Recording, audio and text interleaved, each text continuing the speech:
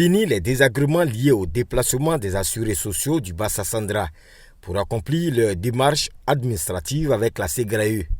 Une agence principale vient d'ouvrir ses portes dans la deuxième ville économique du pays. Ma joie est très grande parce que vraiment, ils ont vraiment pensé à nous. Transport, tout ça, chambre pour dormir. Maintenant, c'est ici même. Vraiment, ça nous arrange. Ça fait 6 ans de retraite à San Pedro. Recevoir nos prestations sur place ici, c'est un bonheur pour nous. L'ouverture d'une agence principale de la Caisse générale de retraite des agents de l'État à San Pedro, une fierté pour le Bassa-Sandra. Je voudrais vous remercier pour avoir choisi San Pedro comme pôle de désengorgement de la SEGRAE. Cette déconcentration de vos activités qui va permettre donc de fournir un service social amélioré aux assurés sociaux que sont les retraités. L'agence principale de San Pedro est la 12e agence SEGRAE ouverte à l'intérieur du pays. Nous l'avons voulu moderne, à la pointe de l'innovation et dotée de l'intégralité des prestations et services qui lui confèrent un statut d'agence principale. Suffisamment autonome et outillée, elle saura répondre dans les meilleures conditions et délais à toutes vos préoccupations au même titre que les agences d'Abidjan. L'ouverture de cette nouvelle agence à San Pedro se justifie à plus d'un titre, notamment eu égard à l'importance socio-économique de la ville, à sa position géographique et à sa forte densité démographique.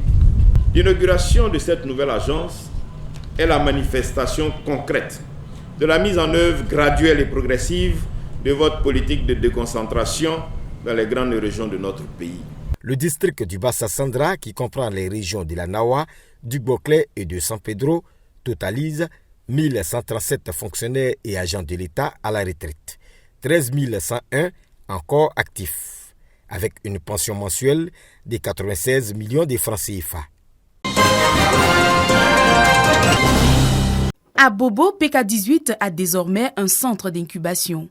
Situé dans l'enceinte de la cité Concorde d'Abobo PK18, ce centre permettra de former la jeunesse au renforcement du civisme, à l'entrepreneuriat afin de réussir son autonomisation et son insertion professionnelle. C'est avec beaucoup de joie que nous assistons à l'ouverture d'un centre d'incubation à l'endroit des jeunes. Un centre qui permettra à ces jeunes-là de renforcer leurs capacités en lien avec le renforcement des valeurs civiques et citoyennes, mais également en lien avec les thématiques liées à leur autonomisation.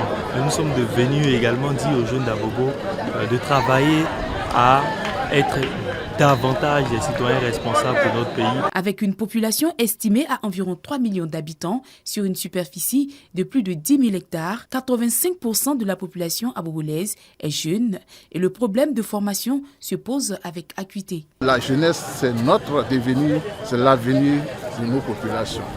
Et je voudrais leur dire de tout faire pour fréquenter ce centre, pour avoir la formation adéquate. Ce projet communautaire est financé par le groupe Boeing et Léo Lagrange pour assurer le bien-être des populations. Un acte salué par le ministère en charge de la jeunesse. C'est donc tout naturellement que nous accompagnons cette initiative. Il revient aux jeunes de s'en approprier et bien sûr nous serons disponibles à travers les experts, à travers donc tout l'accompagnement technique qu'il faudra pour que ce centre puisse jouer véritablement ce rôle qui est d'accompagner les jeunes. Heureux et fiers de cet acte de grande générosité, d'intérêt communautaire, les jeunes d'Abobo n'ont pas boudé leur plaisir.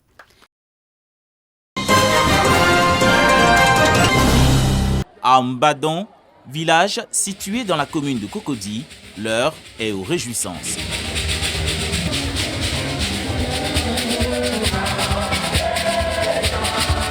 Le temple ariste de Mbadon a désormais un prédicateur supérieur. Le nouveau guide religieux de cette communauté a été consacré lors d'un culte d'action de grâce par ses pairs en présence du ministre-gouverneur Begré Mambé. Le rôle sacerdotal, qui est celui du prédicateur en chef, est un rôle fondamental pour stabiliser la société, créer la cohésion et militer pour la fraternité au sein de toutes les communautés religieuses.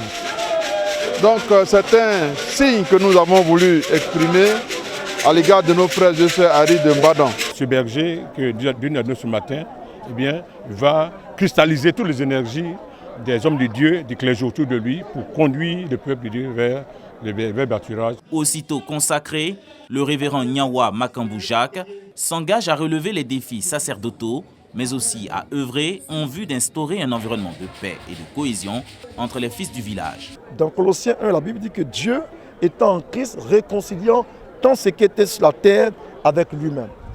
N'oubliez pas que c'est lorsque Adam a désobéi à Dieu que les premières crises familiales ont commencé, qu'il a commencé à accuser Ève. Donc tant que l'homme n'est pas réconcilié avec Dieu, il ne peut pas se réconcilier avec son frère et sa sœur. Cette cérémonie de consécration est l'occasion pour le Collège des prédicateurs supérieurs de distinguer plusieurs pionniers de l'Église. 6 autres serviteurs ont reçu des diplômes de mise en mission.